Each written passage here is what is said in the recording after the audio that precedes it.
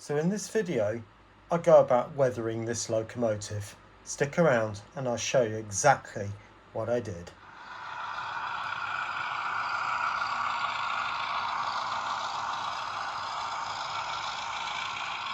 Well, good afternoon everyone and welcome back to Piccadilly Sidings. Now, if you remember last week, we had lots of fun and games with this locomotive in front of you. First of all, trying to get it to run and run smoothly at that. But that did happen and managed to get it running with sound. So you might have seen some clips of that. But today, what we're going to do is detail this locomotive up with the parts that came in the parts bag. And then I'm going to weather the locomotive as well. It looks like we've got some brake rigging, which clearly is going underneath. Yes, looking at the picture of that, but that's the brake rods as they're calling it. We've also got a vacuum pipe which goes on the front of the locomotive. The vacuum pipe goes in that little slot there, but what I do want to do is be able to fit the coupling to this, so that one might not be quite as appropriate. Let's have a look at it and see.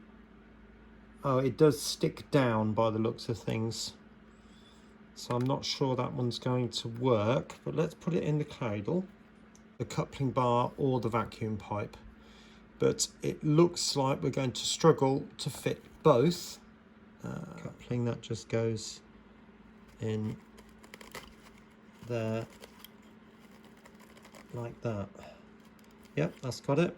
Through 2 bars and the 3 sticks down, so I'm presuming it goes that way round like that.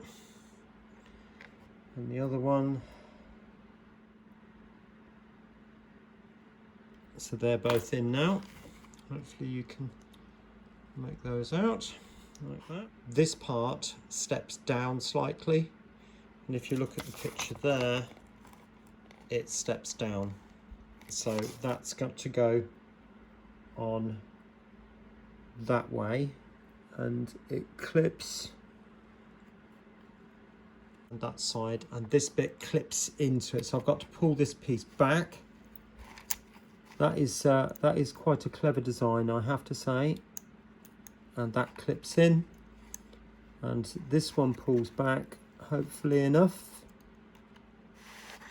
Just press into those holes, hopefully.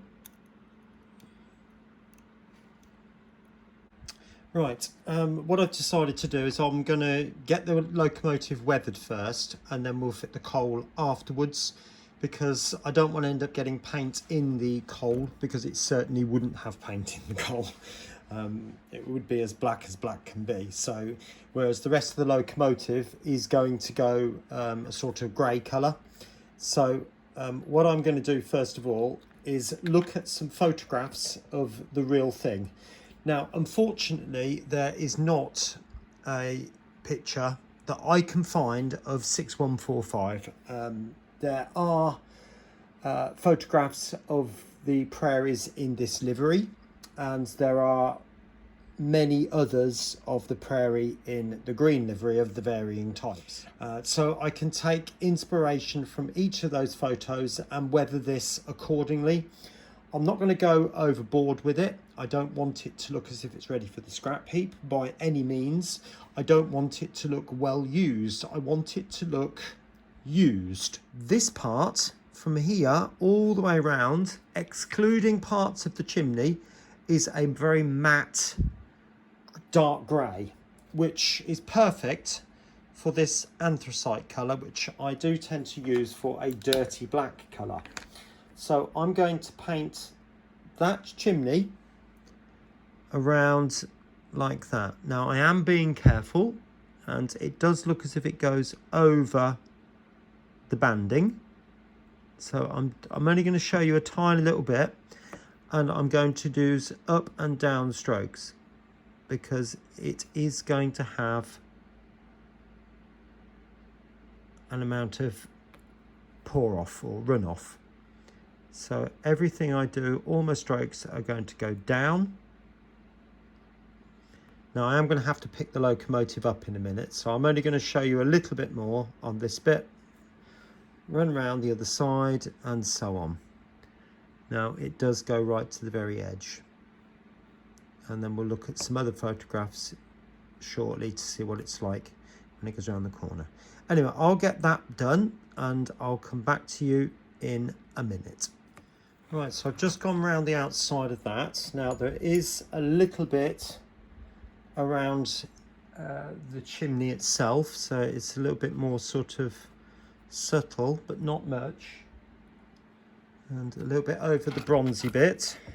So it's, I am going to water this down a little bit. Now the water I've got has got a little dab of washing up liquid in it, and the reason for that is because I don't want it to become blobby, because the water would hold its the water tension would still be there without it, if that's making any sense whatsoever. So hopefully a little bit more black around the top, or the anthracite anyway, a little bit, because obviously it would be smoky and I'm going down into the chimney and back out again, like that. Okay, I think that's probably looking a bit better. Looking at the photo, yeah, it's still a little bit shiny on the photo, so I think I'll just dry some of that off a bit and just suck a little bit out of that with the paintbrush. All right, now the next thing I want to do is put some streaks around here, so I'm going to use some black and white for that. Literally just the odd streak here and there, just a little bit. You can just about make that out, maybe. Just, I'm not going to do all that. I'm just going to give you hints. And you think, oh, what's he done? Don't worry, it'll be fine. That does look horrendous, I know, but you just wipe it back. See? Just a little bit. And if you put too much on, you can always wipe it off.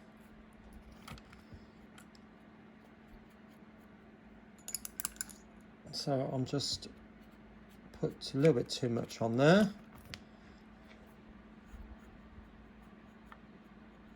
In fact, a little bit, the anthracites come off as well, so I'll just pop a bit of that back on. Again, it's not the end of the world. I will turn it around so you can see that bit. So you can see the bit of the anthracite is just peeled off, but you get this dripping effect, or runoff effect is what I'm after. All right, and even though it's running down there as well, which is fine, absolutely fine. And then we'll just connect that back up like that. All right, let's see what that dries like. Now moving on to the next part, which is going to be this front valance section of the down here. Now it's sort of, yeah, there is a slight runoff down this section as well, so a little bit in there, like that. It doesn't always give the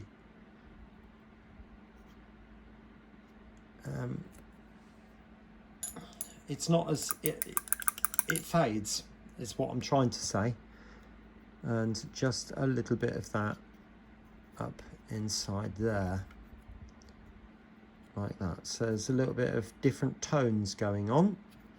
Just put, there you go, just put a bit of that white over the anthracite and just blend it through, so you see the different colours, and then a little line going along the side there, all the way up to that point, like that. And is that bit done? Right, so welcome back. So all I've done is I've just streaked some bits over this housing here, not sure quite what that's called, and then just literally just gone around with the grey anthracite all around this lip and on the side around here, over the ladders and the steps, that sort of thing. And on the couplings too. I know they're not the best couplings in the world, but nevertheless I've just coloured them in the same colours. Okay, now for the wheels. Right, so you can see I'm using my little wired device that I showed you in the last video. I've got my Hornby Select on, and I'm literally just going to turn the wheels with a bit of paint on, being very careful of the axle rods, or just literally just go around with the paint over that bit there. I'm just going to put a bit of paint in the back there. It doesn't have to be a lot, but just to hide or to give the impression that there's more going on. Right, I know I said I wasn't going to put any brown on it, but I'm just going to put the slightest hint into the water, just a little bit. And again, that looks horrendous, but just blend it in, just a hint. Like so, just a bit over each of the wheels, just the tiniest little bit. Just want to tidy that body line up a bit there, because that looks a bit of a mess. Now I'm just going to streak that up. Now the body is going to remain black, and I want it to remain black. I don't want it to become how am I going to say it? I don't want it to become a mess. So it's quite dirty around this area and up around the whistle, and that part there seems reasonably clean there. So it's just a little bit of dirt here around the back and sort of over the filler caps, like I just said. So again, a bit of anthracite.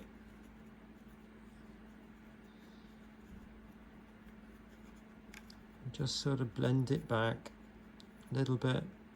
I am going to knock that back a bit, not too much, but a bit of dirt up here around those whistles, and just sort of blend it out a little bit. Where the lamp normally sits, it would get a bit grubby in there.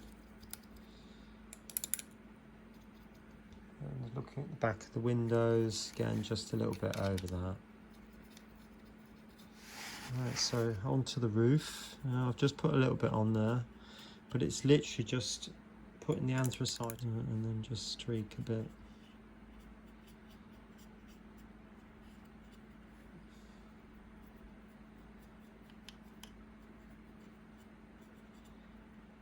Well, not really.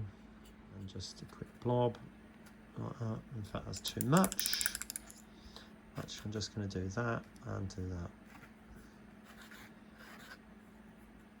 So what I've got is some of this, which is the Humbrol acrylic range. If you've never used acrylic varnish before, it's a creamy milky colour. So I'm literally just going to put the slightest bit on the brush into the water, and then I'm literally just going to streak up and down with lots of water.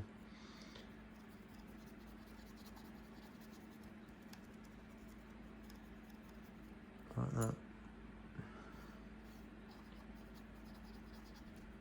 Because I do want to give the body sides a tiny bit of a shine. Around there, down there. Obviously not over that bit, but a little bit around the chimney. A bit over that bit. A little bit there. Right, so there's a couple more things I want to do just before adding the coal. Now I've got some clear varnish, which is this, excuse me, Humbrol one. Again, lots of varnishes are available. Now what I'm going to do with this is literally just put it around where the water goes in, which are these filler caps just here. So literally just dab a little bit around. Again, not all over, just a little bit. Right, so what have I done then? I've just touched over these areas here, both sides. That's with a matte paint, so I should just go over that with a little satin varnish so it ties up with that finish just there. But as you can see, hopefully if I tilt that round, you can see there is a bit of a sheen there, which is a similar sort of finish to what Hornby created in the first place. You know, so I'm quite pleased with the way that's turned out. I do realise it's not everybody's cup of tea, but at the end of the day, it's my locomotive, and I quite like the way it's working for me. So, what do I need to do next? Well, there's a couple more things. Coal being one of them. But before I go to do the coal, I need to clean the wheels. So I'll show you how I go about doing that. So I'm going to turn it upside down in the cradle. Anyway, using my 2 wires, which I showed you earlier on, and the controller is about half. I'm now going to touch the 2 sections, hoping that's going to turn. Now, it might not run perfectly at the moment because I've just put paint on the wheels, and this is the whole point of doing this, to remove the paint off the driving surface.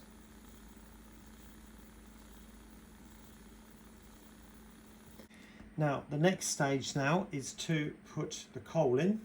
Right, so all I'm going to do is put an amount of glue in there, like that. Not a massive amount, although that does seem quite a bit.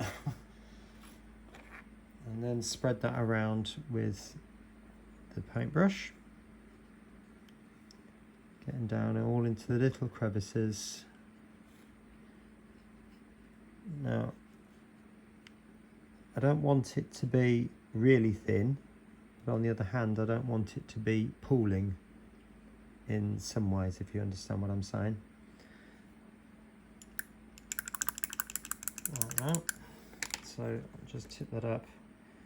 It has gone a little bit over the edge, but that's going to be using this Dapole 2mm coal in with the bag on the side of my finger. I don't want this to gush out, and it probably will. I say that. No, we've got control. That's lovely. You just tip it in, tap in your finger, and there would be an amount of excess. Obviously, put that up like that, and I can tip that back into the bag.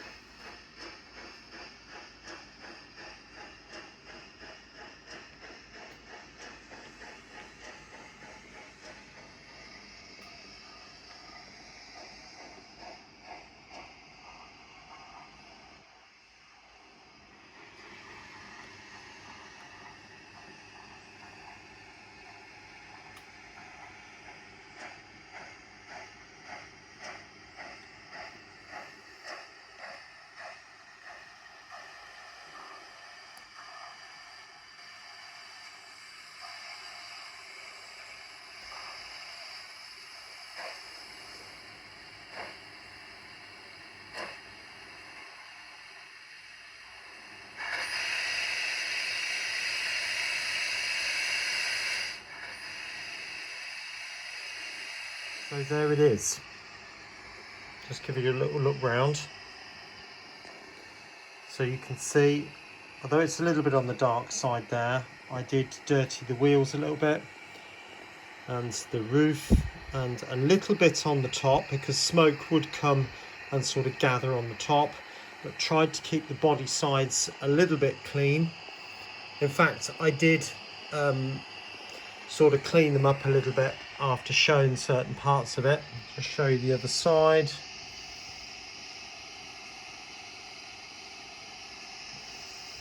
So, like I said, it's perhaps not everybody's cup of tea, but I've tried to look at the real locomotives. Sadly, this particular one, which is 6145, doesn't seem to be available in the pictures that I could find.